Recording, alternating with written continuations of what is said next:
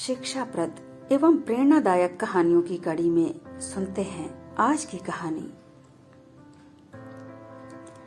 एक बहुत धनी सेठ जी थे। उनका भरा पूरा परिवार था। उनकी पत्नी, उनके 3 बेटे और सर्वगुण संपन्न बहुएं, पोते पोतियों से चहकता परिवार।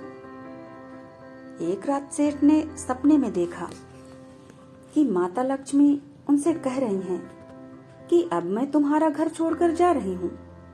तुमने मेरा बहुत सम्मान और सदुपयोग किया है। बताओ, तुम मुझसे क्या मांगते हो? सेठ जी ने कहा, माँ, मेरा परिवार ऐसे ही खुशहाल रहे और मुझे कुछ नहीं चाहिए। माता लक्ष्मी ने उन्हें तथास्तु कहा और वहां से अंतर्ध्यान हो गई। सेठ जी की नींद खुली तो सेठ जी अगले पूरे दिन बस उसी सपने के बारे में सोच रहे थे। सेठ जी ने अपने घर में कहा कि आज मुझे कुछ अजीब सा लग रहा है। आज मैं भोजन में केवल खिचड़ी ही खाऊंगा।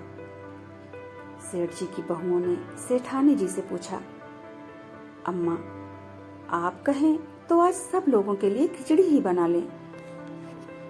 सेठानी की अनुमति मिलने पर उनकी छोटी बहू ने स्नान ध्यान करके चूल्हा जलाया और उस पर पकने के लिए खिचड़ी चढ़ा दी। फिर वह किसी काम से दूसरी ओर चली गई। उसके बाद मंझली बहू आई, चूल्हे की आग सहेगी और बिना छोटी बहू से पूछे उसने खिचड़ी में नमक डाल दिया। फिर वह भी इधर उधर कुछ करने लगी। तब तक बड़ी बहू आई। उसने भी खिचड़ी में नमक डाला और चली गई। कुछ देर बाद सेठानी जी आई। उन्हें लगा कि बहुएं किसी काम में लगी होंगी, मैं ही देख लेती हूँ। उन्होंने भी उसमें नमक डाला और खिचड़ी पकाकर रख दी। जब सेठ जी आए, उनको खिचड़ी परोसी गई तो सेठ जी ने चुपचाप खिचड़ी खाई और उठ गए। उसके बाद उनका बड़ा बेटा आया। जैसे ही उसने खिचड़ी मुंह में डाली, उसने कहा, क्या पिताजी ने भोजन किया? माँ ने कहा, हाँ, पिताजी ने भोजन कर लिया। बेटे ने पूछा, उन्होंने कुछ कहा तो नहीं? माँ ने कहा, नहीं, उन्होंने तो कुछ नहीं कहा। क्यों, क्या हुआ?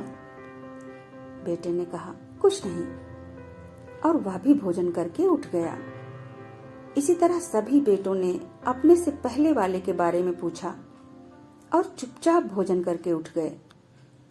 जब घर की महिलाओं ने भोजन किया तो वह सब एक दूसरे का मुंह ताकने लगी और उन्होंने भी थाली में एक दाना भी नहीं छोड़ा और पूरा भोजन किया। रात हुई तो इस रात सेठ के सपने में दरिद्र आया। उसने कहा, सेठ जी, मैं तो यहाँ रहने के लिए आया था, लेकिन आधा किलो नमक खाने के बाद भी किसी के मुंह से एक आवाज नहीं निकली। जहाँ ऐसे विचारों के धनी लोग रहते हों, वहाँ मेरा क्या काम? मैं यहाँ नहीं रुक सकता, मैं जा रहा हूँ। दोस्तों,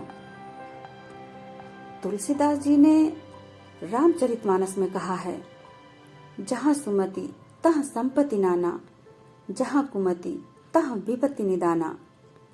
अर्थात जिस घर में सब मिलजुल कर रहते हैं, वहाँ हर प्रकार से संपन्नता रहती है, और जिस घर में कुमति होती है, वहाँ हमेशा दुख ही रहता है।